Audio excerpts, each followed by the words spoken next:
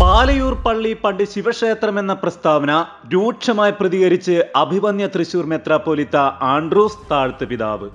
ഇപ്പോൾ വളച്ചൊടിക്കുന്ന ഉണ്ടാക്കുന്ന ചരിത്രങ്ങളുണ്ട്.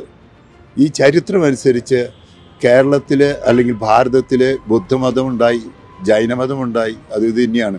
ആദിവാസി മതങ്ങളുണ്ട്, സ്വാഭാവിക മതങ്ങളുണ്ട്, ദ്രവീഡിയൻ മതങ്ങളുണ്ട്, ആര്യനിസം വന്നത്. അപ്പോൾ BC 15 കൂടി ആര്യനിസം ഇവിടെ വന്നത്. മലയാള ഭാഷ തന്നെ തുടങ്ങുന്നത് 8-ാം നൂറ്റാണ്ടിനും 12-ാം നൂറ്റാണ്ടിനും ഇടയ്ക്കാണ്.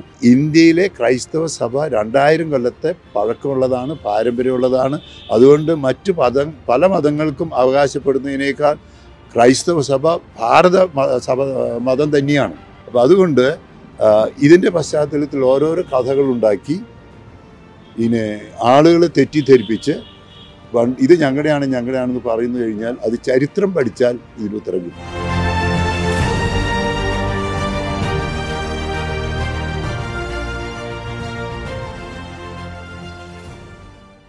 പാലയൂർ പള്ളി പണ്ട് ശിവക്ഷേത്രമായിരുന്നെന്ന ഹിന്ദു ഐക്യവേദി RV ബാബുവിന്റെ പ്രസ്താവനയോട് പ്രതികരിച്ച് തൃശൂർ അതിരൂപത അധ്യക്ഷൻ ആൻഡ്രൂസ് താഴത്ത് രംഗത്ത്. ചരിത്രം പഠിച്ചാൽ ഇതിന്റെയൊക്കെ സത്യം മനസ്സിലാവുന്നതേയുള്ളൂവെന്ന് അഭിമന്യ പിതാവ് പറഞ്ഞു. 2000 വർഷത്തിന്റെ ചരിത്രം ക്രിസ്തുമതത്തിന് ഇന്ത്യയിലുണ്ട്. പാലയൂർ പള്ളി ഇന്ത്യയിലെ തന്നെ പഴക്കം ചെന്ന ക്രിസ്ത്യൻ പള്ളികളിൽ ഒന്നാണ്. ചരിത്രം പഠിക്കുവാൻ എല്ലാവരും തയ്യാറാകണമെന്ന് മാത്രമേ ഇതിൽ തനിക്ക് പറയാനുള്ളൂവെന്ന് അദ്ദേഹം കൂട്ടിച്ചേർത്തു. ഗുരുവായൂരിലെ പാലയൂർ പള്ളി ശിവക്ഷേത്രമായിരുന്നുവെന്ന് ഹിന്ദു ഐക്യവേദി വക്താവ് RV ബാബു നേരത്തെ പറഞ്ഞിരുന്നു. ഒരു സ്വകാര്യ വാർത്താ ചാനലിൽ ഗ്യാൻവാബി മസ്ജിദുമായി ബന്ധപ്പെട്ട ചർച്ചയിലാണ് പാലയൂർ പള്ളിയെപ്പറ്റി ഗുരുതരമായ ആരോപണം അദ്ദേഹം ഉന്നയിച്ചത്. എല്ലാ മതങ്ങളും നന്മയാണ് ആഗ്രഹിക്കുന്നത്, എന്നാൽ അതിൽ ചില പുഴുക്കുത്തുകളുമുണ്ട്.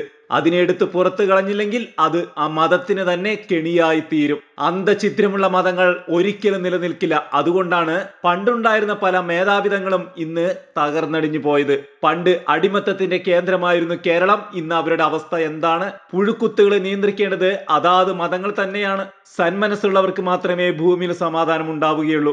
എവിടെ വേണമെങ്കിലും പരിശോധിച്ചാൽ അതറിയാം. കുറെ പണമുണ്ടായതുകൊണ്ടോ അധികാരം പിടിച്ചടക്കിയത് കൊണ്ടോ സമാധാനം കിട്ടിയെന്ന് വരില്ല. അതിന് മനസ്സ് നല്ലതാവണം. എല്ലാവരെയും സ്നേഹിക്കുവാനും ബഹുമാനിക്കുവാനും നമുക്ക് കഴിയട്ടെ. ഹിന്ദു ഐക്യവേദി സംസ്ഥാന അധ്യക്ഷന്റെ ഇത്തരം മുരുട്ടുവാദങ്ങൾക്ക് അഭിമന്യ താഴത്തെ പിതാവിന്റേത് പക്വതയാർന്ന പ്രതികരണമായിരുന്നു. ചില വിഷയങ്ങളിൽ പ്രതികരിക്കുവാൻ സമയമെടുത്താൽ കാലക്രമേണ പ്രതീക്ഷിക്കാത്ത പലതും സംഭവിച്ചെന്ന് വരാം.